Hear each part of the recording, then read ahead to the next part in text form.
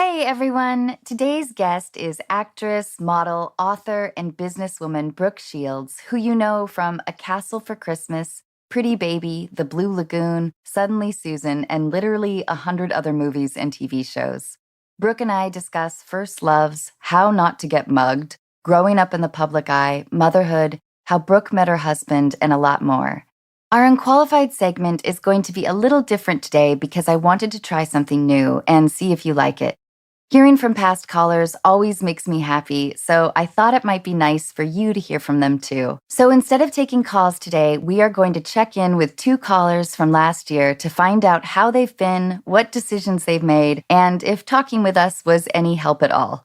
As always, thank you for listening to our podcast and sharing your stories. We love hearing from you, so please look for the link in our show notes and reach out. One last thing. The topic of suicide is briefly discussed in this episode. If you or someone you know is thinking of harming themselves, please reach out for help. Call the toll-free 24-hour National Suicide Prevention Lifeline at 1-800-273-TALK to connect with a counselor. You can also go to your nearest hospital emergency room or call 911. Ladies and gentlemen, you are listening to Unqualified with your host, Anna Faris.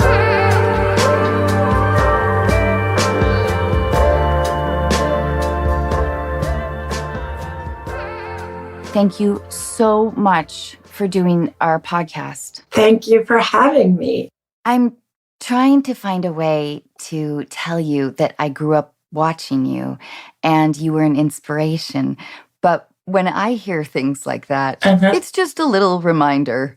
But I don't have any age hangups. I actually have the opposite of the age hangup. I think I'm finally in my own skin. I think I'm finally more confident now. And it started in my 40s. That's how I feel. Yeah, I feel like you start to not give a shit the same way. And then you care about the right things and not about the other things, Completely. I'm happier than I've ever been.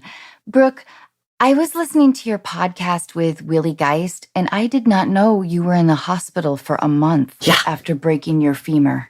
It was the hardest thing that I think I've ever gone through because I'm used to struggling, going through things, and being alone and surviving. And, I've learned to do that at a very young age. But the physicality of being alone in a hospital, I don't like hospitals anyway. I mean, who does?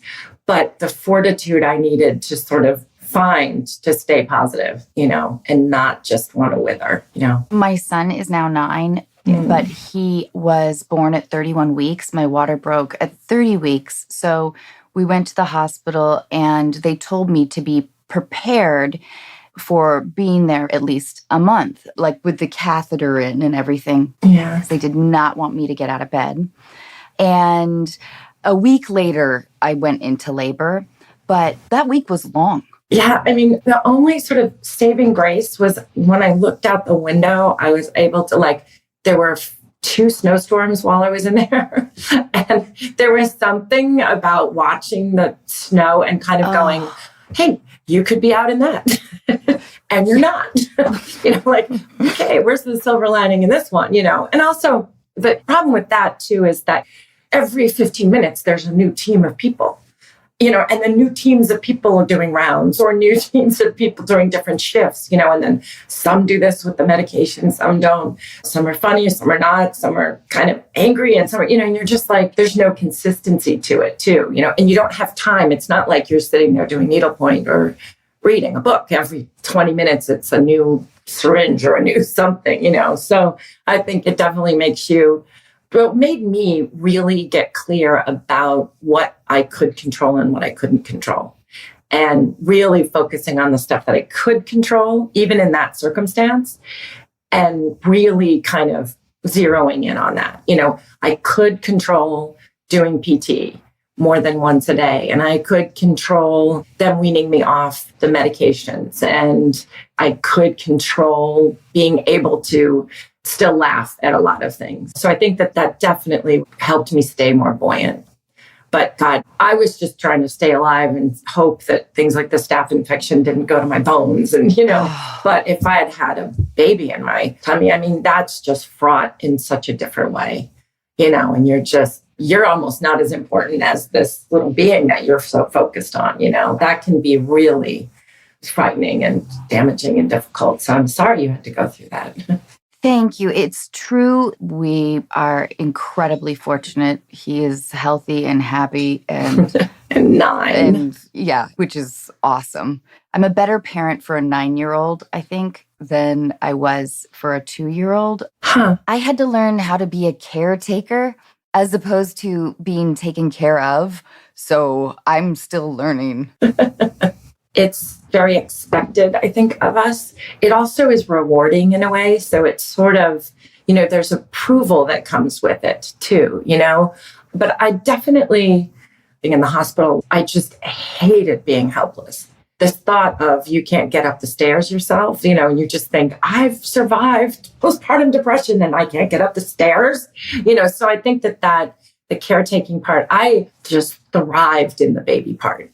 In the baby, that's the stuff that just made me just feel so wonderful about all of it. And, I don't know why that. I mean, I have teenagers, so I have 15 and 18, and they really get challenging. Girls are something else. It's so hard not to take everything personal. Yes, it really is. I remember actually being in labor and thinking, do not forget this feeling next time if it happens. Which it hasn't, and that's okay. We also have my husband has 2 kids who are 15 and 18 as well.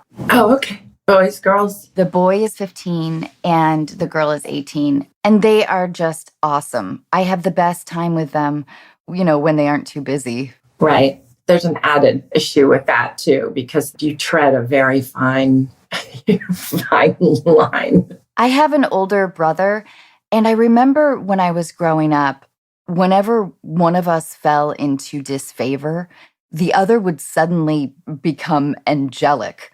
Do your kids, do they fall into that pattern? Oh, it's of course. They love doing it. They love, making the other one look bad and sort of going, I'll help with the dishes, Mom. Uh-huh. And you're like, you don't think that's transparent?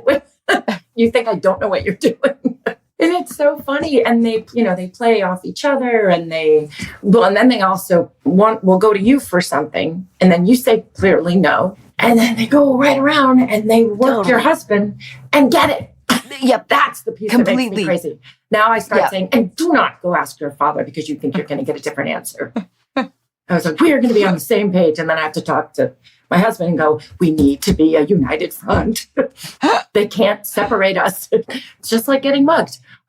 That's funny that's where my brain went. But in New York, when you're just about to get mugged, what happens is if you're with somebody, people separate you. Like the times that I've been attacked or attempted. Wait, Brooke, please tell us about this. I was only mugged once years ago, but my husband and I were coming out. We were in the theater district, and when you get that vibe and you're like, oh, something's not right with that group of people, And as we started walking, they started trying to push 2 of us away from each other. And that's when stuff goes down, because then they have you separately. So he can't help you. You can't help the person. And and I don't know why I just thought of that. That's so random. But it's sort of like what kids do. They try to separate the parents so that they can, play one against the other and get exactly what they want. Well, Mom said yes. Totally. My son will ask me for something, and after I say no, he will go to my husband and plead his case. I'm kind of like part of the rehearsal process. That's so funny. Now the quote's going to be, Brooke says parenting is like getting mugged. I know. That'll be what they pull from this. And then I'll get in trouble for that and get canceled for that. And yeah, the clickbait issues have been a surprise to me. I'm more taken by, I think there's such a freedom with podcasts. It's not a segment on something. They can vary in time, and there's freedom and comfort in that and vulnerability in that. And that I'm learning, because I used to, when I was younger, I learned how to speak in sound bites because I had gotten misquoted so many times. Or one time they said, so when you think of Jodie Foster, what do you think about? I said, first of all, I'm a huge fan and I'm in awe of her talent. And I said, but when I think of Jodie Foster, I don't say like, what about me? And they cut out the I don't say. And the headline was, when I think of Jodie Foster, I think ... What about me? And I was like, I don't even know her. And I'm just scrambling going, why would I say that? I would never say that, and I got better at it. But the podcast world, I get in trouble. I definitely get in trouble because they pull things out. And then my publicist is calling me and I'm like, well, it's true. What I said was true.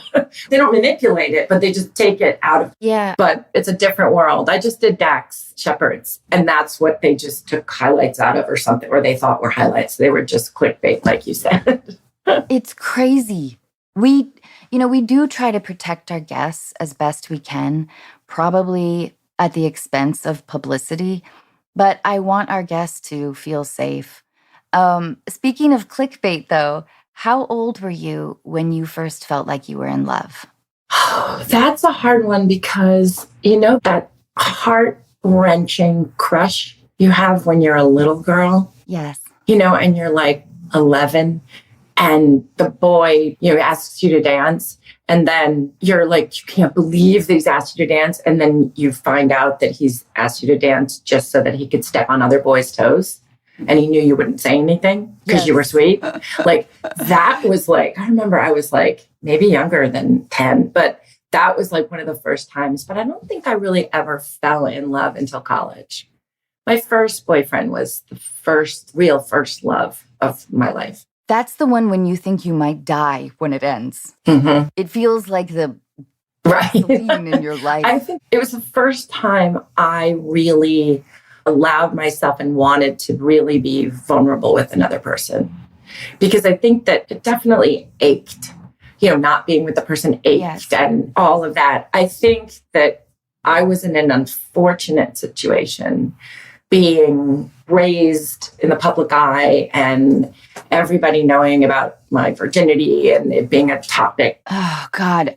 As I was researching you, there was so much content around the Calvin Klein ad and your story with it that you've had to tell over and over again, which I don't know if that's tedious for you or not. But I was thinking about your extraordinary circumstances and what high school must have been like. Did you feel lonely? I'm really good at compartmentalizing. And I threw myself into high school so avariciously, just like I did with college. I was on the cheerleading squad and after you're at school for the first, month or something, you're not new news anymore. And once you sort of prove to people that you're not a jerk and stuck up and whatever, then you get friends. You know what I mean? My best friend from high school, I just saw her yesterday, it's like, loneliness was not something I felt in high school. I think where my loneliness came, because also kind of remember this, that when I worked and I traveled, my mom always made either my stepsister or a friend come with us. So when we would go to Japan or we'd go to Italy or we'd go wherever for some, fashion something or some movie or whatever, she would make the studio or whoever have an extra ticket. So I was traveling the world with my sister, who we would just laugh all the time, or my best buddy at the time. So there was always this you're not going to feel lonely amidst all these adults, so that would have been where I would have felt lonely. I think what made me lonely was my mother's alcoholism. When I think about it, because I like being alone a lot, I savor it. I'm content, eating dinner by myself in a restaurant or at lunch, but I don't have that problem. But I think that because I always had someone my age with me to sort of commiserate with, right, I didn't feel like I was the little kid in the sea of adults who wanted something from me.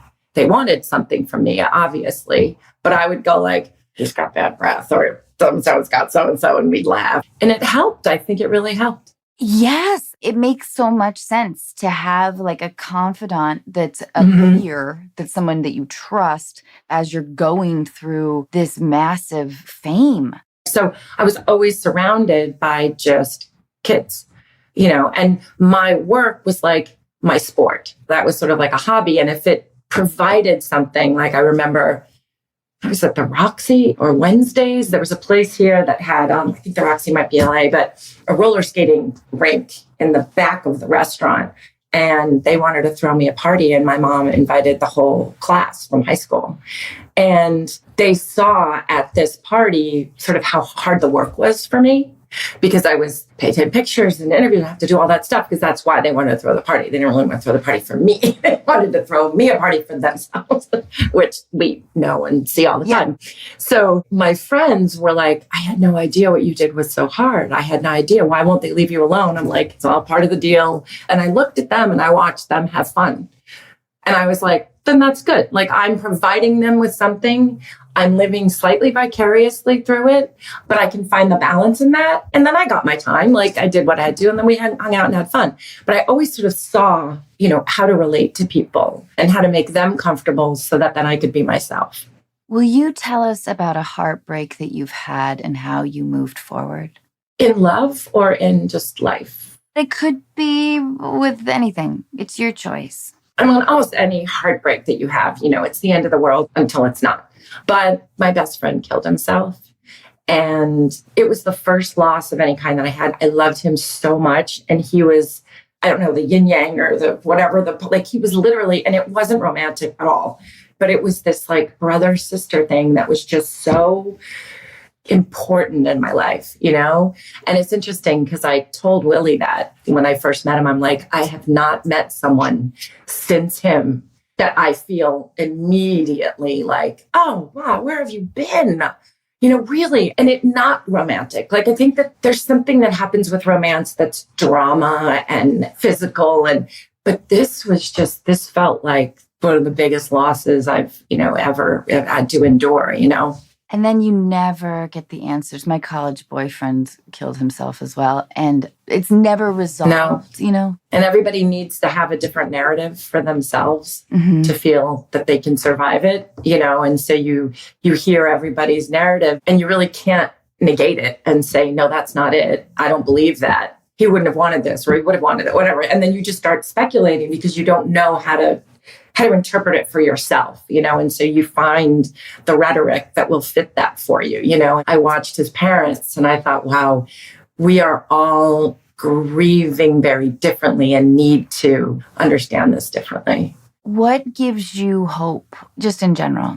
I just feel so lucky to be alive, especially after this trauma, but I'm so hopeful in human nature. Like, I really think there are good people, and for me, I get hope by looking at my healthy family, that I haven't totally screwed them up, and I watch them thrive, and I'm hopeful for our future together because I did a good job. Like, we did a good job, but as a mom, that mom is such a focal point and such a fraught entity and comes with so much, that my girls are solid, they're healthy, they're kind, they're funny, they're good to other people, and you just sort of go like, oh, okay, well, that's partially them and then partially nurture. And, I'm hopeful because I think I did a good job. I know you did. I'm totally convinced. Brooke, where's your favorite place in the world? The Bahamas. Bahamas. I love warm. I love beach. I love sand. I totally decompress by the water. Where do you feel anonymous? I feel really pretty anonymous, in the Bahamas, believe it or not. It's like people don't bother me there. Also, weirdly enough, in New York, I don't feel totally anonymous, but I don't feel hunted. People in New York, right, like, they'll go by you and they'll go, oh, hey, Brooke, like they know you. Yeah. And then you go, hey, and then you go about your business. But it's not a frenzy here, and they see you walking around all the place, and you can really walk around here and just feel free. I did the cover of Playboy magazine for promotion for the house cleaning. And I was in New York, and this construction guy, he said, "Hey, I bought your Playboy. I want my money back. You weren't naked." And I was like, I love this city. This is rad. I mean, honestly, I've had some of the best exchanges with construction guys on the, "Oh, Brooke, it's all this." And it's like, now it's like, "You're still beautiful." I go, "For what, 100? I go, "Don't say that to a woman." I go, "What's the matter with you?" Do you attribute sort of what your mom gave you in terms of protection as sort of what made you, I guess, not spin out with early fame? She was such a force. She was just a lioness, you know what I mean? She just wouldn't let anybody get near me. So it's like, I didn't have a Me Too moment. I was never victimized because you couldn't get to me.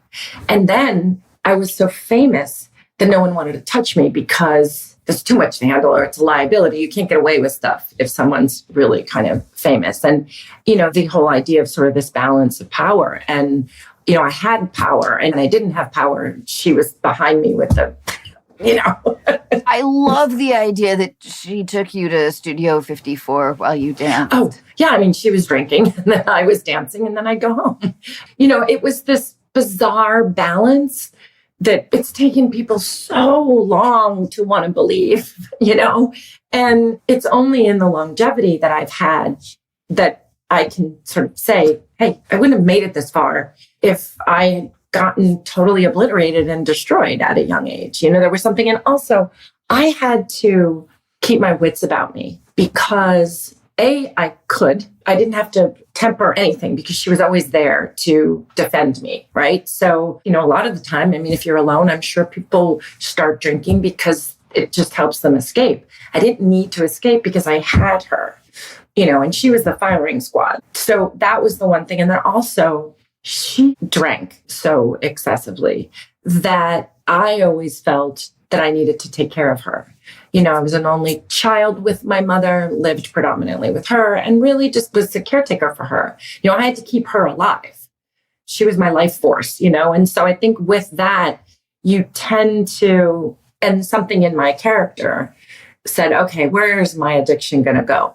Well, I can't do it here because then I won't have my wits about me, and then someone will take advantage of me, or they'll hurt my mother, or something bad will happen. So I'm going to be really organized, really on time, really neat, get straight A's. Like that was my form of addiction, was perfection and perfectionism and like control and high achievements. Achieve, just keep achieving because, this business can destroy you and you're going to prove them wrong, and that's just stubbornness on my part from the time I was born. I mean, I do talk about, I was born 2 months early and, I was like 5 pounds, I think. And, in that day and age, I mean, in the 60s, yeah, right. That was almost a death sentence, and just clearly from that day on, I've probably fought for my life. With your college boyfriend, when you first fell in love, how did that end? I broke up with him twice. Broke up with him, we got back together. And then I had this feeling that I just needed to grow more. I think that I needed to learn more and know more. And it sort of wasn't enough. It almost felt childish to me in a way because I had to grow up so much with him. And I was very immature in the relationship. I had a lot to learn and and I just felt like I needed the space to really try different people. And I had images of what I should be dating and I should be, you find yourself going, oh, I should be dating a movie producer. And then, oh no, I'm going to be dating a rock star. That's what as if you can pick, but you know what I mean? The image of it's ridiculous. It doesn't really have any real bearing on the truth. So I think that I got a little claustrophobic. It was almost harder breaking up with someone than having someone break up with you, because it's when you have someone break up with you, it's all about you and you can just be miserable and everybody comes to you. But you doing it, it's like you putting the knife in it's the worst. I know. how did you meet your husband? I actually met him when I was on Warner Brothers. I was at the Warner Brothers lot, and I had adopted this dog. And wait, is this during the Suddenly Susan days? Yeah. Oh, okay. And I used to go to the gym every day there, and I was really friendly with the guys that ran the gym. They were just these like older, just really sweet guys that had been there for like 40 years, you know. And they were just really kind of great guys. And so I brought this dog in to show to the team that I got a dog, and I had adopted this dog. And I just let the dog go because there was no way to get out of the gym. You'd have to come back this way. And so she just wandered around, and this guy came back with her and was like, oh my God, there's this dog. Is this your dog? And I said, oh, yes, it's my dog. That's a meet cute. Yeah, that is a meet cute. I mean, and on the Warner Brothers lot, like, right. Come on, what's happening? But I was in the process of getting a divorce, and no one knew it. So I couldn't say, I'm getting a divorce, and would you like to be a rebound? And so I kept saying, my husband, he didn't want this dog. And my husband, and Chris was like, hey, Dave, get over yourself. Like, I'm not hitting on you. I was worried about the dog. Like, okay, you're cute maybe, but enough. Like, but was he? He totally was. He was totally hitting on you. He wasn't hitting on me as much as, he's that kind of guy with dogs, but I definitely think there was some like, whoa. And then, he's charming and he's funny, and like, he does that all the time. So, but then I was like, and then I called a girlfriend and I said, hey, I've met this great guy. You should go out with him. He seems really normal and funny and nice. And so you got to fly out here and spend the weekend with me. And then you should go out with him. And she was like, oh, well, I'm kind of dating somebody. And I was like, oh, all right. She's like, what's his name? I was like, I don't even know his name. I have no idea who he was. So I didn't think anything of it. And then about 2 or 3 months later, I was hosting Christmas in Washington.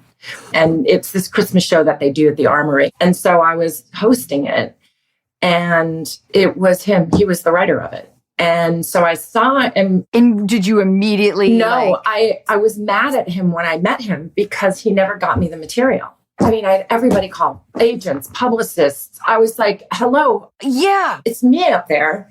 Give me the material. I need to highlight and underline and, make my notes and get familiar with it. And, because what if there's no teleprompter and the teleprompter stops or whatever? I was like, I'm a professional and you are a hack. I was so mad that by the time I met him, I was just like, whatever. Thanks for the stuff. Right. And then he was so funny. And then I was like, damn it. And so I said, do you have a girlfriend? And he said, no. And I was like, well, you have to go out with my girlfriend. Because I figured she would have broken up with this guy anyway. And we literally did become friends. And then after enough time of being friends, she came out. We all went hiking. And she was like, he's totally not for me. He's totally for you.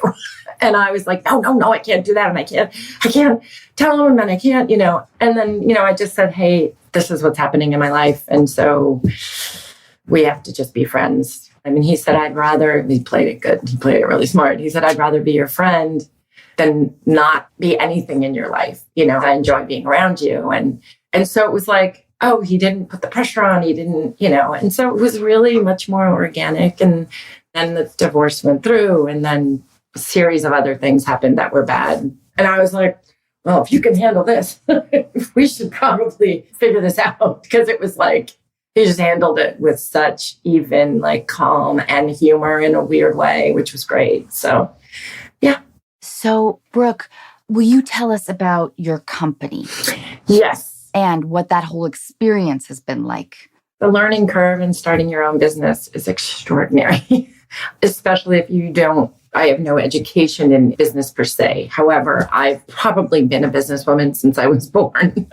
Yes. So, the business of whatever. And it's been in the works for a while in my brain, but it definitely started in my 40s because I started really focusing in on what things made me happy and who I was, and really learning to become confident in myself physically and in every other way. And a few years ago, I was like, I feel sexier now than I ever have. You are. Thank you.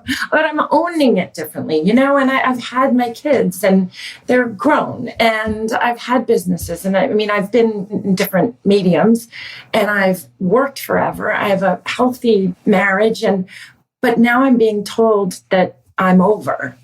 And it's beyond the actress thing. That world is sort of permeated by that. But even beyond that, it's sort of like you're either in your 20s or you're wearing Depends. It's like they don't market to us, and we're 41 million people, I think, women, 40 to 60. And at this age, we control 80% of the purse strings in the family. And we're the ones that buy the cars in the family. And, and so there's all these pieces that are empowerment pieces. But then when you look out, we're not marketed to, we're overlooked. And I really just said, I need to build a community. I need to build a platform for a community of women over 40 who want to start new chapters in their lives. I want them to be empowered. I want every woman that I know who's over 40 is starting new things. And they are the most difficult, different pivots that you can imagine. And they're all like these fabulous, great women that they help each other and they hold each other up. They're not catty anymore. Right. They're not dramatic.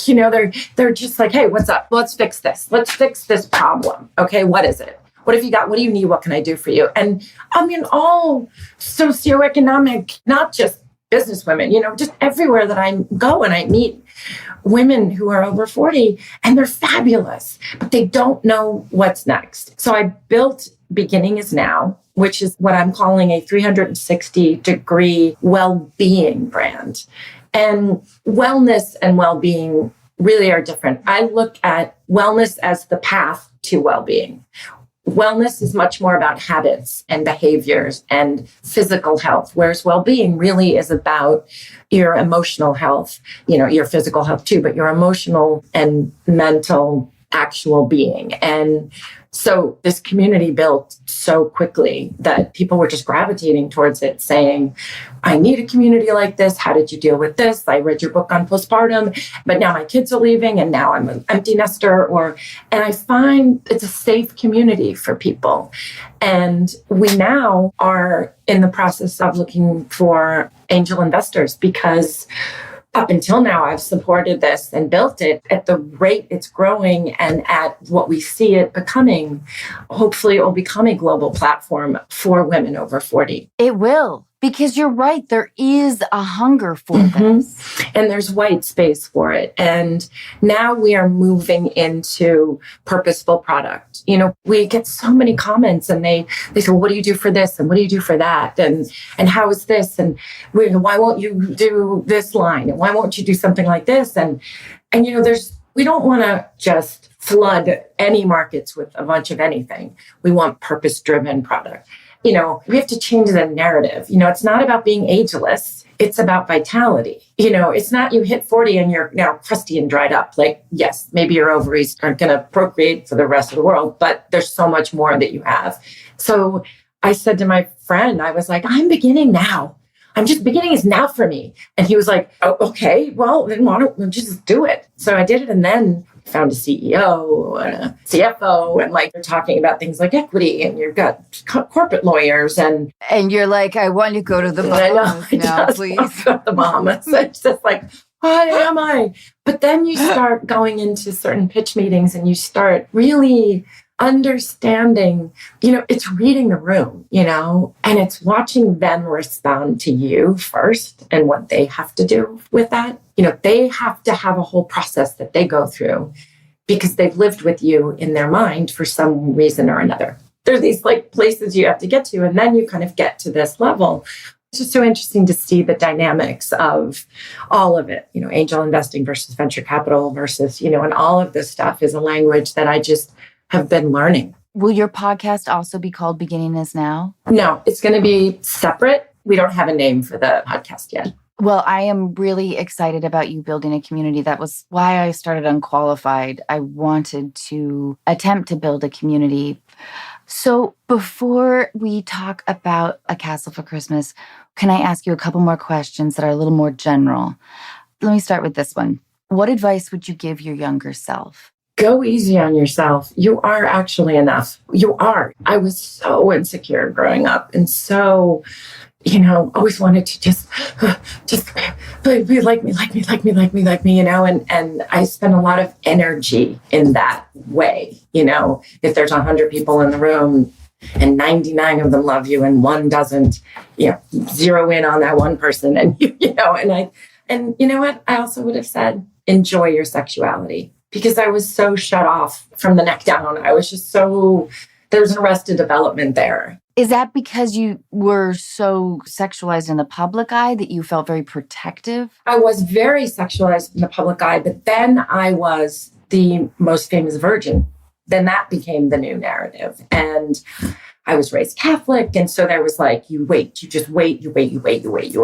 Well, I look at my 18-year-old, and I'm like, oh, thank God, she's having her life and it's all happening and there's no shame and there's fear, yes, but it's not angst ridden for her. There's something beautiful about all of it. And I think, oh my God, poor Brooke, you didn't have that. You had so many outside voices, that you never really felt free. I would have said, it's not going to kill you. Yeah. I wish there was sort of a better way to frame this question, because I think that when you get to a certain age, you look at regret as the idea of it's kind of given you something. Do you linger on any decisions, career-wise or love-wise, from your past that gives you pause, I guess? I have really worked hard at not having regrets, because there's absolutely nothing you can do with it. Do you know what I mean? I know. You can't totally except stress yourself out and make yourself feel bad, So I think I would regret being unkind to somebody, but I just never was. I think that it just feels like a dead end to me. And obviously hindsight, every disappointment career-wise or anything-wise did really lead me to here. And so I feel I wouldn't trade the people in my life for anything, and I wouldn't trade what I've built. And so I think that, maybe I regret not playing the piano. Right. Well, I was going to ask you, do you have a skill or a talent if you could take a vitamin and suddenly have an ability? Absolutely be piano. Just to play a musical instrument. I always had that on a list, and then speaking French was a list, and the piano part I hated my teacher, so I didn't want to practice. And listen, I've got hands that are like mitts. They're built for piano. There's I don't know how many scales I could probably get in there, or chords or whatever you call them. But I regret that. But as far as real big life things, even the hard stuff, I don't let myself go there because it's a rabbit hole. I agree.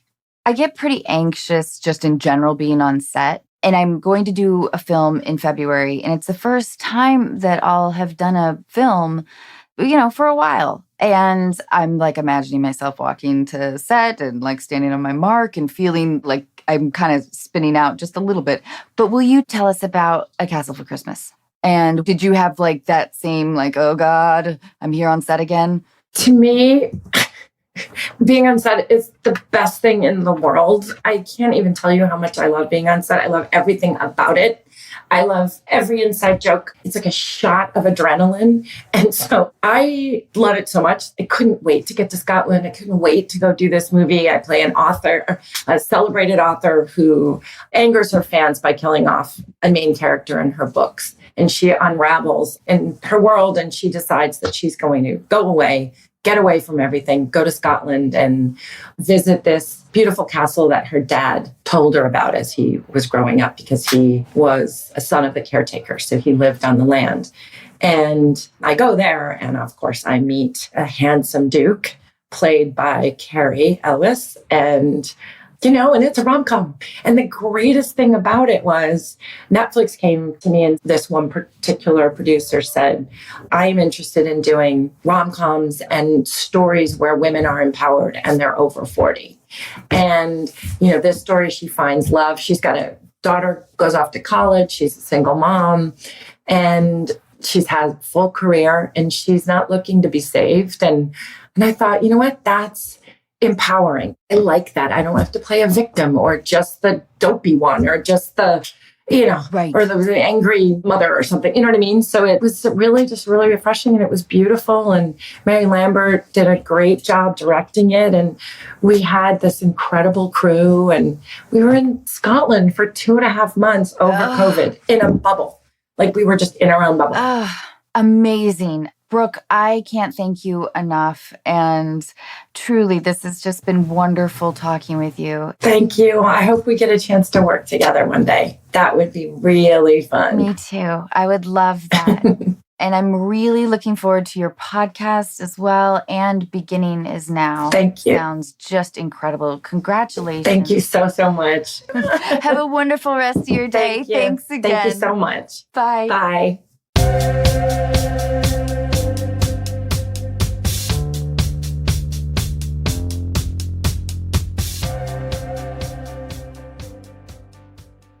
Now we're going to try something new where we catch up with callers from past episodes and find out how they've been doing since we had them on the podcast. Let me know if you like these check-ins, and we will include them when we can. First up is Jessie, whose dream of competing in the Olympics meant having to leave her home and family. Here's a recap of the conversation April and I had with Jessie from our August 23rd episode with Liz Gillies. So I was a javelin thrower in high school and college, and I went to college down in North Carolina. And I did pretty well, but I gave it up once I graduated and everything. And I stayed in North Carolina for a few years, just working down there. I'm from Pennsylvania. Eventually, it just got to the point my whole family's in Pennsylvania, and I just missed them so much. And so I wanted to come home and be with them. So I moved back home to Pennsylvania, and I started coaching high school track and field here. And I started throwing with my athletes earlier this year. And when I was throwing, I was like, I can still do this. And so I started throwing far enough to qualify for the Olympic trials this year, which was super awesome. That is so incredible, Jessie. It was really exciting, especially because I haven't thrown in so long. So I started training, and a couple weeks in, unfortunately, I tore my elbow, like the UCL there. So I had to get elbow surgery, but we're on the mend. And so hopefully next year I'll be good to go. And then the Olympics will be in 2024 again. And so I'm like, I want to go for it, which I think for most people would be a no-brainer. But I don't think I can do that well in Pennsylvania for a couple reasons. But it tears my heart up to think if I would have to leave my family again, because I'm lucky enough, I still have all 4 grandparents. I have a little brother who's about to go through high school. I have a little nephew who's 1 year old. Like, everyone's here. And I just got home. And so it's really hard to think about leaving again, mostly because of a fear of what if something happens when I'm gone, and that would just wreck me, you know? I really think you should do this. I really think you should take like a year, go out west, train, see what happens. Okay, so you just basically told us everything we need to know for your decision. Okay. This is what I heard. It's an individual sport. You can't pay any attention to everybody else. We're all in the same weather. You have to have a strong mindset. You deserve it. You deserve to do well because you've worked hard. Everything you're telling me is reminding us that you need to be your own person. You are your own individual. It's in who you are as a woman. It's in who you are as an athlete. You're not going into a team sport. So you're trying to make a decision that is very individualistic by saying, how can I do that with my big family?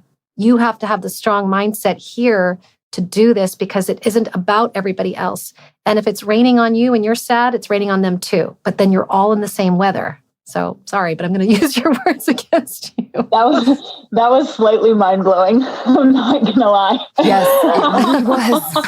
That was really cool.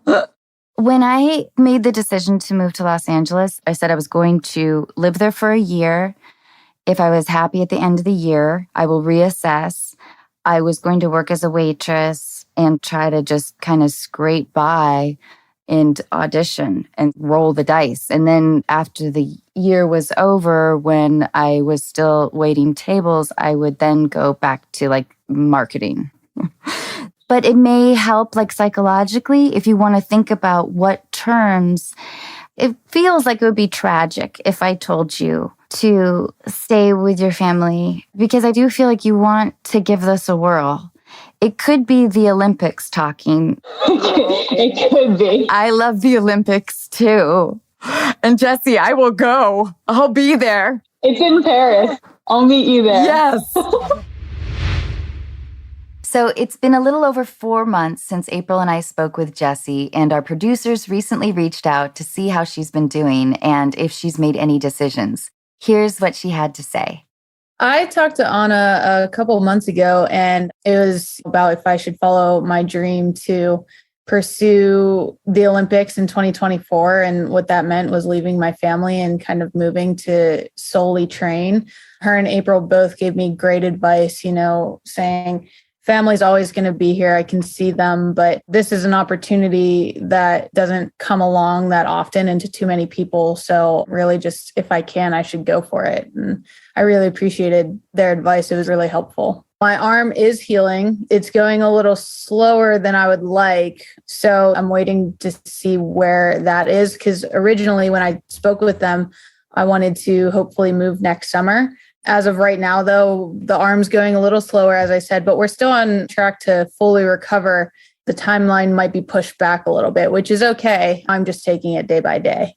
My family, they've just been so supportive and they want me to pursue my dreams. I think they just want to go to Paris if they can, which would also be great. But, they're telling me if this is something that I really feel like I should do right now, then they'll support me. They'll come see me and they'll cheer me on. Something April said kind of laid heavy on me for a while was just, I explained what it takes to be a javelin thrower. And, it's such an individual thing and you have to go for it. You have to be mentally tough. And she kind of turned it around on me, which was really awesome. And the advice she gave was, just to keep moving forward and be that mentally tough person and be that strong athlete that I can be. And that really just stuck out to me. And I actually have listened to that advice quite a few times since that podcast aired. So it's just hearing that and having that recording has been really helpful.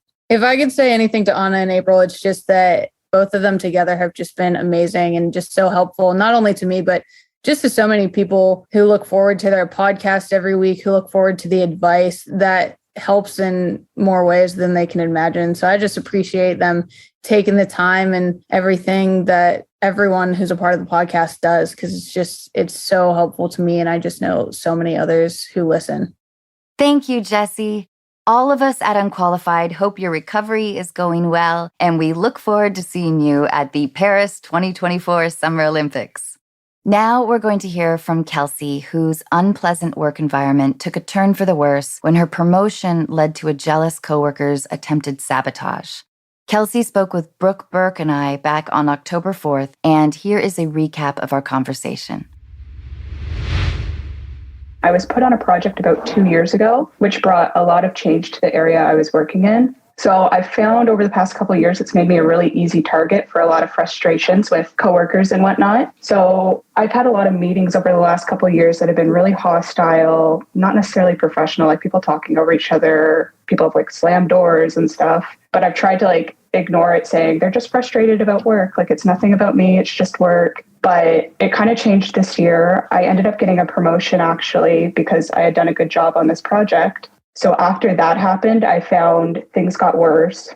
And you wrote that you are younger than your coworkers? I'm the youngest person on my team. And there's another woman that also wanted this position as well that's older than me. And after I got this promotion, I found she's become a lot more hostile. She's kind of iced me out. And I almost feel as though she's holding information from me and waiting until I'm in a meeting with a boss to throw it at me to kind of throw me off. But again, I'm trying to say it's just work. It's not personal. But recently in a meeting, she actually ended up making it personal by calling me out in front of 10 people saying, everything was better before you showed up. You're the reason for the issues, by name. And at this point, it's been 2 years. I feel like nothing's getting better. No one's really doing anything about it. So I just don't know what to do. Who does she think she is? I'm sorry, but it pisses me off because in a way where I want to protect you. I feel angry right now hearing it. I always feel this way about my listeners. No, I do. Who does she think she is? So here's what I think, and it's going to be hard because it will take patience on your end and a little bit of self-practice, which is keep busy, truly take the high road, always be polite, always be like smiling. Don't let them like pin any kind of behavior on you in any way that's retaliatory. The thing is, you've already spoken to your bosses and they have a problem with this scenario because, I don't know, firing is so complicated. Mm-hmm. Yeah. So I would, in like 6 months, ask yourself how much of your day is enjoyable to be at work. Just keep gauging this. And just protect yourself. It doesn't sound like there's a team environment there. I think that sucks. Yeah. I think it's really hard to create that. That's why I was asking about the culture, the temperature of the workplace. Yeah. And if that's not important to the powers to be, then you're in a really tough situation. Like that would be the first thing that I would do, to remove the weakest link or someone who's not on board as a team. We can only be creative and effective and work together if we are working as a cohesive team. And if there's friction, let's work on that. Let's fix that. If there were mistakes, like we learn from them, we grow from them. For me, it seems like a really unhealthy environment. During that conversation with Kelsey, I debated whether to tell her about a similar experience I once had. I chose not to say anything, but in the days following our call, I found myself regretting that decision. I felt it was pretty easy to dismiss my circumstances as just another crazy Hollywood story. But then I thought about how alone I felt at the time, and I was pretty sure Kelsey could have related. I was working with an actress who I considered a friend when it was discovered that she was making up stories about various members of our cast and selling them to tabloids. I had opened up to her about certain things in my life, and the betrayal really came as a shock. After finding all this out, other cast members would joke that she lacked imagination and could have come up with much better stories. But privately, it was really confusing, and of course it hurt. I could never figure out why she did what she did, but as a result, I dreaded every scene we had together, and it took a lot more effort to smile with the same enthusiasm I once had. Needless to say, I really felt for Kelsey. Here she is to tell us what happened since we spoke. When I was on the podcast, I got 2 different sets of advice between Brooke and Anna. Anna had the suggestion of just being the bigger person, being as nice as you can, and reevaluating after a few months at this position to see if it's worth sticking out, basically, which I thought was really, really good advice. And Brooke had a bit of a different perspective where she thought I should deal with it a little more head on, meet with leadership and whatnot, and try to get to the bottom of it and explain that it wasn't even really my problem, which I also agreed with. So that was kind of the advice I got from both of them. After the call, I really took into consideration what both of them said and kind of did a combination of both of their advice. I thought Anna had a really good point in saying that I just need to stop focusing on this other person that was causing me issues because it's not worth the energy, which I did. I just didn't involve myself in it. I did work with the leadership a bit to see if there was anything we could do, but it's pretty superficial where we got to and not much happened. So at that point, I decided to be a little more aggressive about it and said, I'm going to leave. Like, this is kind of my last straw. And I finally did end up leaving. I found another job. Once I started looking, I realized that they weren't valuing me as an employee at all. I got a way more senior role than I had. I got a huge salary increase once I left. So I ended up having really great advice from them. I think the end result was better than I could have even expected. And I think I really did need to leave that company to move on to better things. Just to Brooke and Anna, thank you so much for listening to me. What a great outcome. I love how Kelsey knew her value, decided enough was enough, and made a change. It was so inspiring to hear this. Thank you, Kelsey. And thank you, dear listeners. Thank you for tuning in each week. Thank you for sharing your experiences. And thank you for building and supporting our community. Please look for the link in our show notes and reach out. See you next Monday.